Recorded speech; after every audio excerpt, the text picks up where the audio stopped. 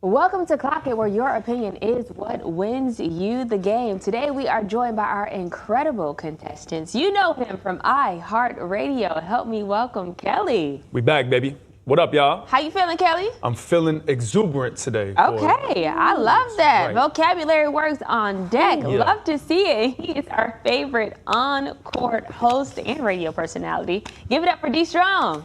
What's up? What's good? I feel good to be back. I feel like I missed y'all. I haven't been here in a while, but you know what? I'm here today, and I'm here to win. I know that's right. Listen, he is here today, and he is here to win. Let it be known. Well, guys, as you know, this game is just not about getting the answers correct. You got to know what you're talking about, and more importantly, you got to clock it, okay? Give that big buzzer a hit. That's exactly what you'll be doing anytime you want to clock in and give your answers. Let's hop straight into this thing. First question. Who helped pay rent for all the tenants in his grandmother's building? D Strong. ASAP Rocky. Okay, talk to me now. What area did this happen? Oh, man, his hometown in Harlem. Okay. Yeah, so. And you know, rent is not cheap in New York. I'll just throw that out there. So if we're talking about paying everybody's rent in the building, that was a hefty tab. Does ASAP have that kind of money? I mean, if he doesn't, one thing's for sure is his lady does.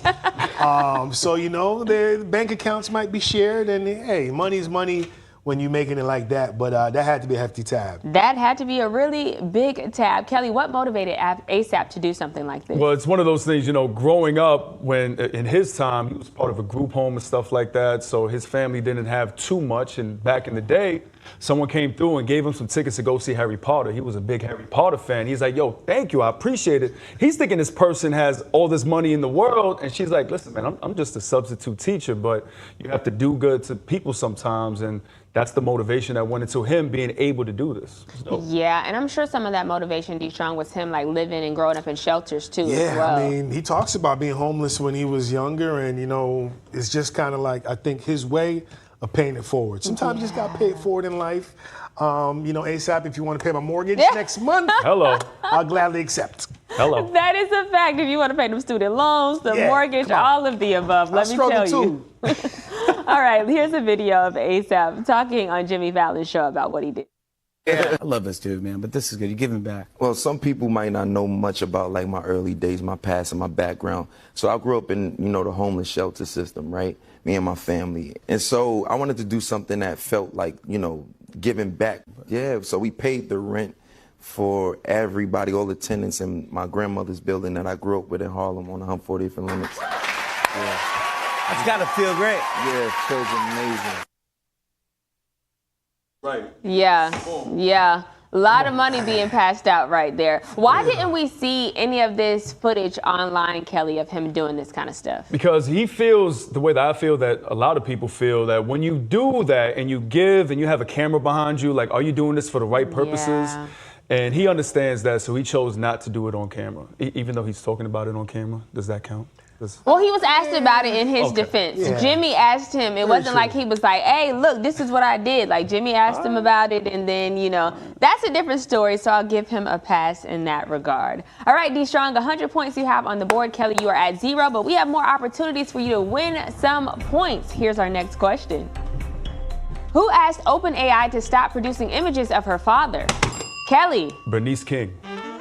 That is a fact. It was Bernice King, and we just celebrated Martin Luther King Jr. Day. Now, why did she have to ask this? Because through ChatGPT and OpenAI, Sora, a lot of people were creating content that was super disrespectful using the likeness of Dr. King.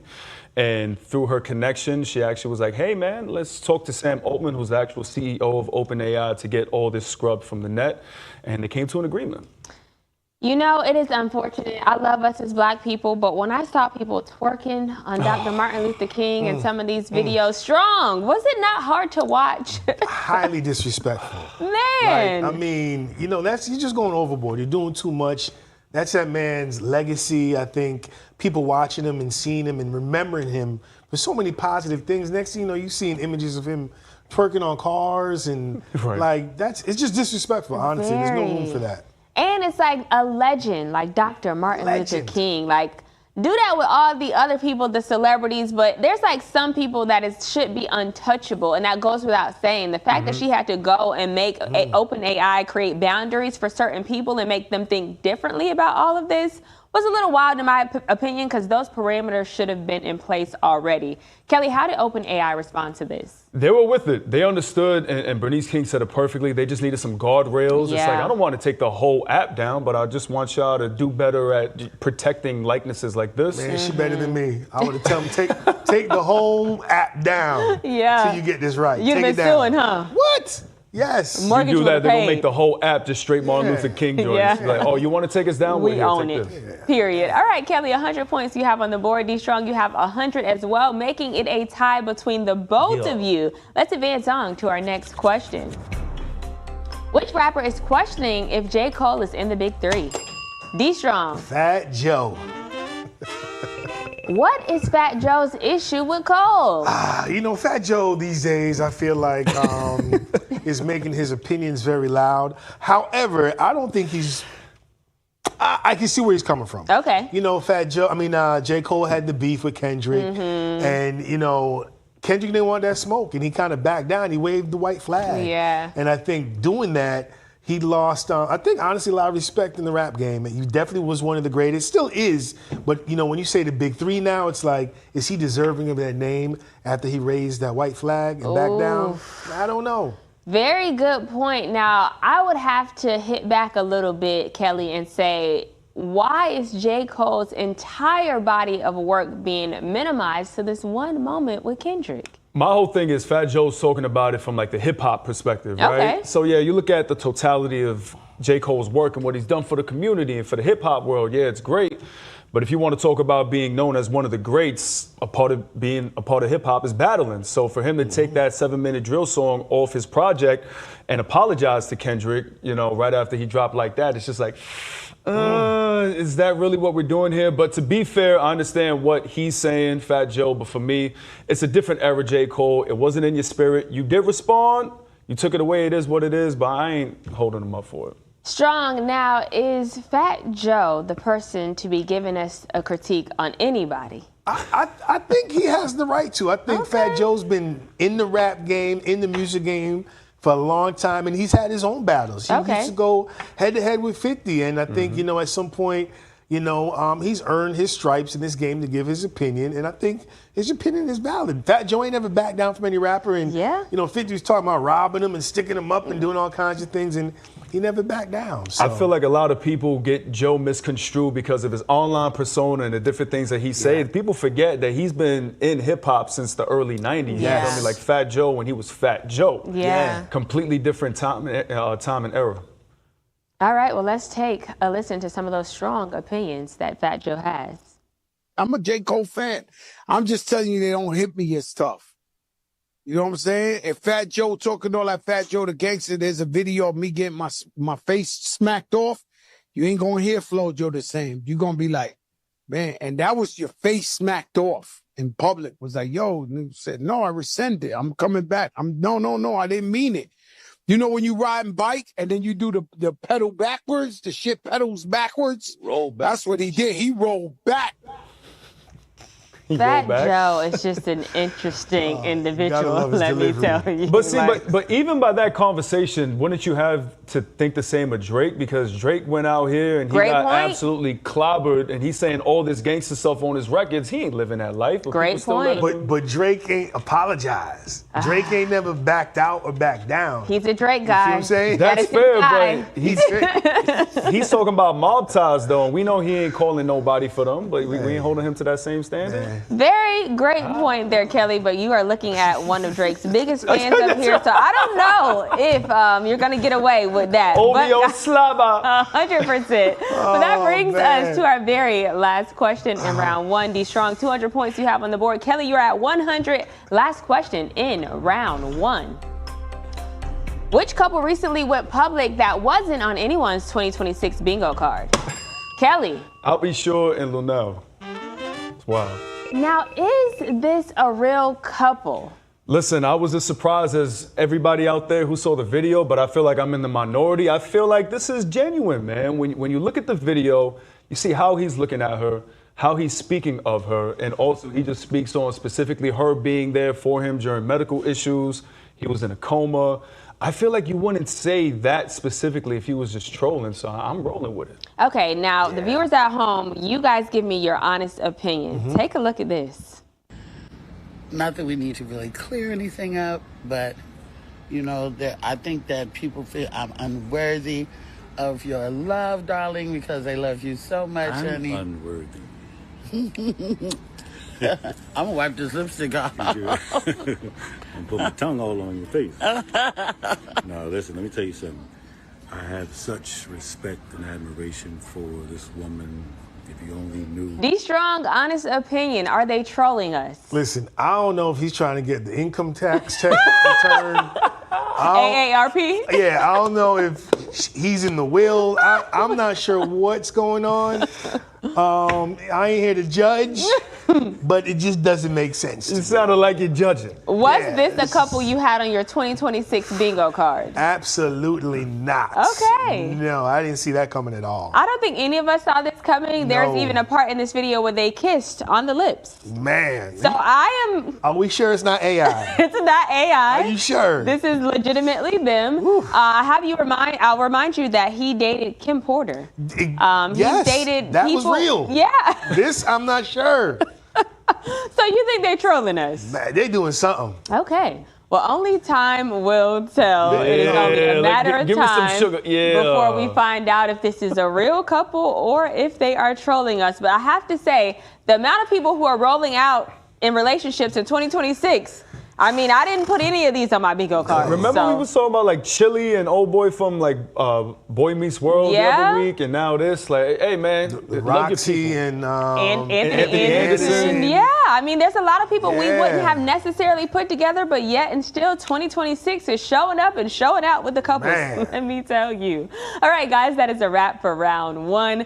Kelly, 200 points you have on the board. D Strong, 200 you have as well, making it a tie between the both of you. Now, D Strong, you let it be known you are here to win. This is your first time back in a while. How we feeling? This is my happy new year, and I'm feeling like I'm just, sometimes you gotta let somebody go so they can feel it, and then be like, you go right by them. Yeah. That's what's happening this round.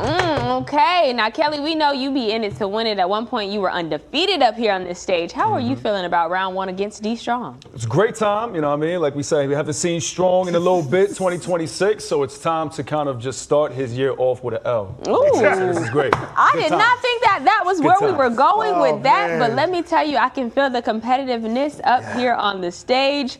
Both of you are very, very competitive, and I think it's only right we hop into round two. Let's do it. With that being said, here we go. First question in round two.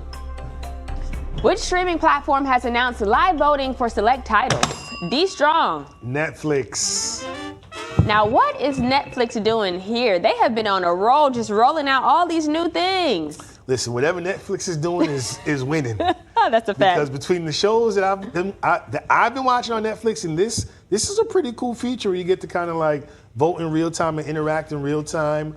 I'm looking forward to doing it myself. Yeah. Yeah. This is really, really dope. They're trying to bring Star Trek back from back in the day where we know some of the biggest stars were found. How does this all work, Kelly? So first off, Star Search. Star Search, sorry. Relax. They ain't bringing no Star Trek is something back, else. right? Yeah, you're right. But yeah, so it's cool. As Strong said, you're going to be able to watch this live time, and as the entertainers are doing their thing, you can vote on a 5-star scale on how you feel about them. They accumulate them, and that's how they continue the votes going on.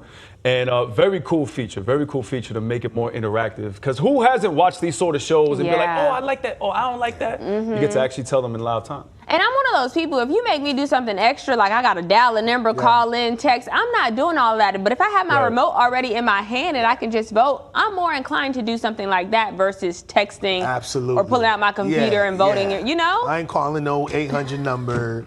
Got my remote, boop, I'm gonna click. Yeah. Let's do it. This is a really dope feature. Now, Kelly, is this the first time that they've done and implemented something like this? Well, for this specifically, they've done something in the past in terms of Netflix with Black Mirror, where you were able to kind of choose your own adventure type thing. Yeah. I remember that. But it's cool with this specifically because Star Search, you like rebooting it and bring it to a new era and a new crowd, I guess you could say. And it found some stars back in the day, so I'm excited to see what stars they find this time. Yeah. I just hope it's real. I hope it's not like we're getting bamboozled. Like choreographed. On the back end, it's like no matter who we vote for, it doesn't matter. So I just hope they're staying true to the platform and what they're saying, and we really are voting in real time. Do you think some of the past shows, The Voice, American Idol, those shows were rigged? Absolutely. I think I do. I think, it boils down to the money.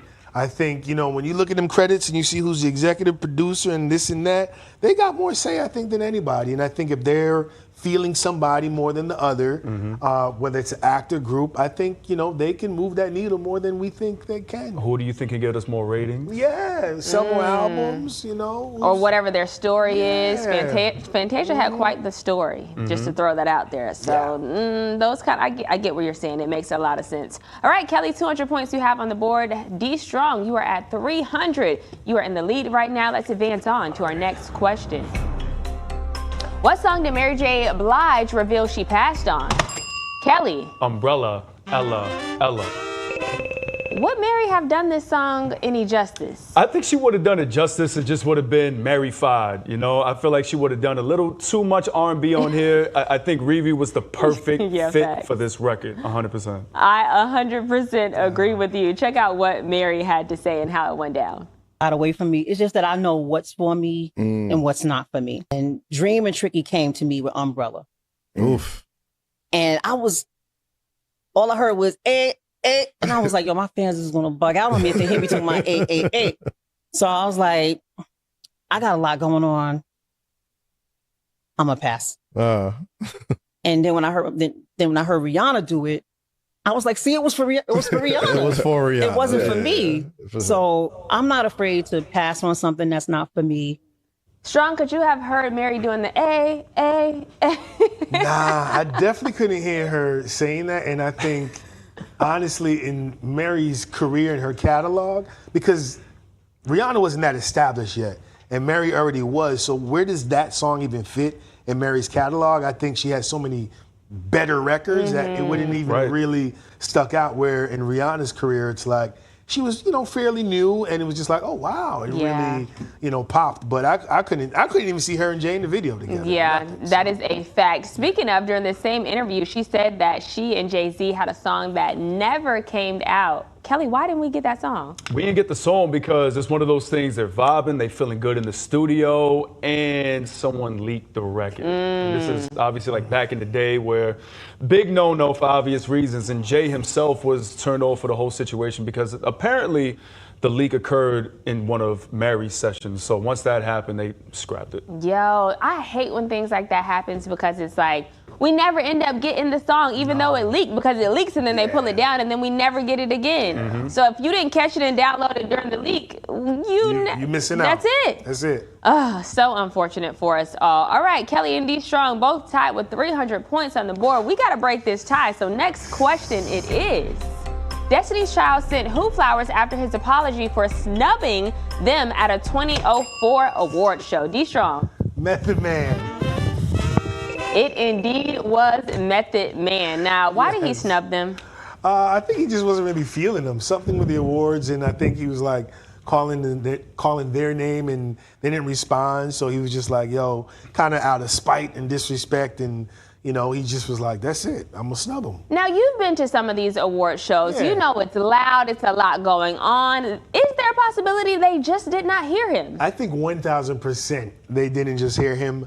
But he's even said it himself. He's just maturing in his older age. I think he was acting immature at the time, and his feelings, being petty.